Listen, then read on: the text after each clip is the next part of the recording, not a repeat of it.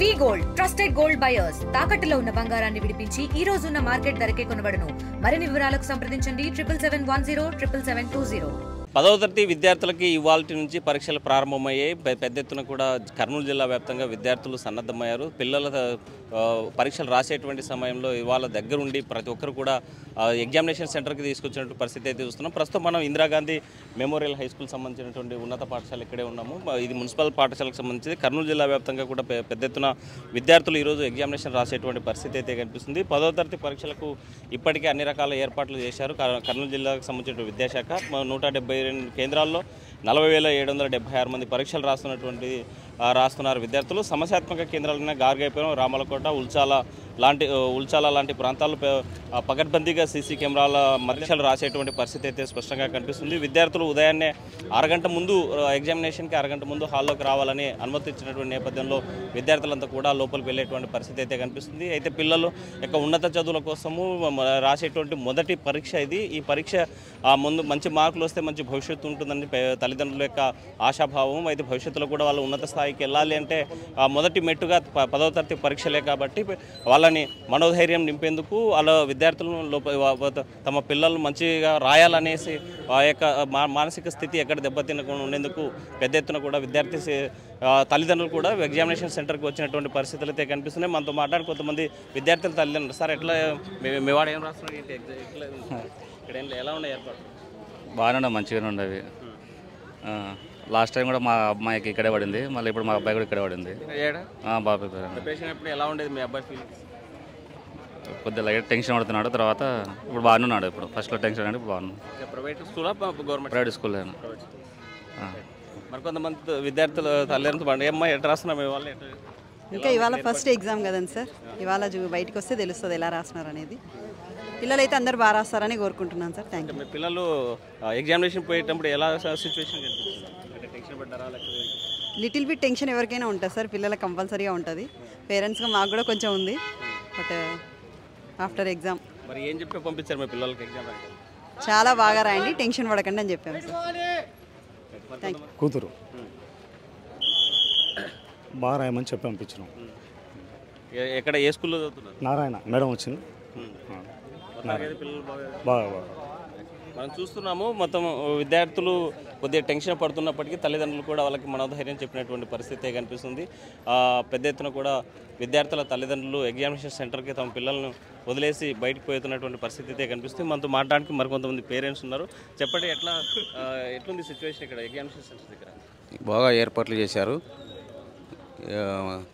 పిల్లలకి ఏం ఇబ్బంది లేకుండా అధికారులు ప్రత్యేకంగా చర్యలు తీసుకున్నారు. బాగానే ఏ ఇబ్బంది లేకుండా వాటర్ కానీ, తర్వాత బాత్రూమ్స్ కానీ, ఇక్కడ ఈ స్కూల్లో వేసినటువంటి ఏ సమస్య లేకుండా పిల్లలకి అన్నీ మేమే శ్రద్ధ తీసుకుంటాం. పిల్లలకి ఏం ఇబ్బంది లేకుండా చూస్తాం. పేరెంట్స్ మీరు బయటికి వెళ్ళండి, ఇంకా మేము మాకు అప్పగించారు కాబట్టి మేము ఏ ఇబ్బంది లేకుండా పిల్లల్ని చూసుకుంటామని చెప్పి హామీ ఇవ్వడం జరిగింది. ఎగ్జామినేషన్ సెంటర్స్ నుంచి అందరూ కూడా తల్లిదండ్రులు వెనుదిరిగిపోయేటువంటి పరిస్థితి కనిపిస్తుంది. 9:30 గంటలకి ఎగ్జాక్ట్లీగా ఎగ్జామ్ ప్రారంభమవుతున్న నేపథ్యంలో అరగంట ముందే విద్యార్థులంతా కూడా ఎగ్జామినేషన్ సెంటర్కి చేరుకోవాలని స్పష్టమైనటువంటి ఆదేశాలు ఇచ్చినటువంటి నేపథ్యంలో విద్యాధికారులు ఆ రకంగానే పెద్ద ఎత్తున పరీక్షా కేంద్రాలకైతే చేరుకున్నటువంటి పరిస్థితి కనిపిస్తుంది. ఉచిత బస్సు సౌకర్యం కూడా కల్పించారు. సుమారుగా గ్రామీణ ప్రాంతాల నుంచి వచ్చేటువంటి విద్యార్థులందరినీ కూడా వాళ్ళ హాల్ టికెట్స్ చూపిస్తే వాళ్ళకి తప్పనిసరిగా తమకు పోయేటువంటి గమ్యస్థానాల వరకు ఉచితంగా బస్సు సౌకర్యం కల్పించాలని ఆర్టీసీ బస్సు సౌకర్యం కూడా కల్పించడం జరిగింది. అయితే ఇదే పరీక్షలు జరుగుతున్నటువంటి నేపథ్యంలో మరోవైపు ఈ రాష్ట్ర ముఖ్యమంత్రి చంద్రబాబు నాయుడు గారు స్పందించారు. విద్యార్థులు మనోధైర్యంతో రాయాలి, ముందుకెళ్ళాలి, మంచి భవిష్యత్తును నిర్మించుకోవాలి అంటే మనస్థైర్యం నింపుకోవాలి.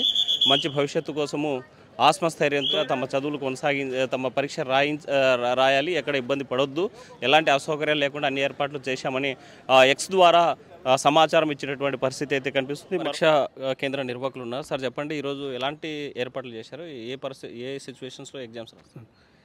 మన కలెక్టర్ గారి ఉత్తర్వుల మేరకు, డిఓ గారి ఆదేశాల మేరకు ఈరోజు మన పాఠశాలలో దాదాపుగా 480 మంది విద్యార్థులు 10వ తరగతి పరీక్షలు రాయబోతున్నారు. వారి ఆదేశాలకు అనుగుణంగా ప్రతి విద్యార్థికి ఇబ్బంది లేకుండా ప్రతి రూమ్లో కూడా 4 ఫ్యాన్లు 4 ట్యూబ్ లైట్లు ఏర్పాటు చేయడం జరిగింది. ప్రతి విద్యార్థికి ఒక సపరేట్గా బెంచ్ ఏర్పాటు చేయడం జరిగింది. కాబట్టి 488 విద్యార్థులు రాస్తున్నప్పటికీ మా పాఠశాలలో ఎటువంటి ఇబ్బంది లేదు. వాళ్ళకు వాటర్ ఫెసిలిటీ ఏర్పాటు చేశాము. తర్వాత ఏఎన్ఎంలో కూడా ఇన్ఫర్మేషన్ ఇచ్చాము. తర్వాత పోలీస్ సిబ్బంది కూడా సకాలంలో పాఠశాలకు వచ్చి మనకు విద్యార్థులంతా కూడా సక్రమైన పద్ధతిలో పంపించేసి వాళ్ళని ప్రిస్కింగ్ చేయడం జరిగింది. ఇప్పటి వరకు మనకు ఎటువంటి ఇబ్బంది లేదు. మనకు ఒక పావు గంటలో మనకు పాఠశాలలో ఎగ్జామ్స్ ప్రారంభమవుతున్నాయి. సో వాళ్ళ ఆదేశాల మేరకు ప్రతి పనిలో కూడా మేము నిమగ్నమై విద్యార్థులకు ఎటువంటి ఆటంకాలు కలగకుండా మేము ఏర్పాటు చేసాం. మనకు బయట 2 చోట్ల లోపల 2 చోట్ల వాళ్ళకు సీటింగ్ అరేంజ్మెంట్ కూడా ఏర్పాటు చేయడం జరిగింది.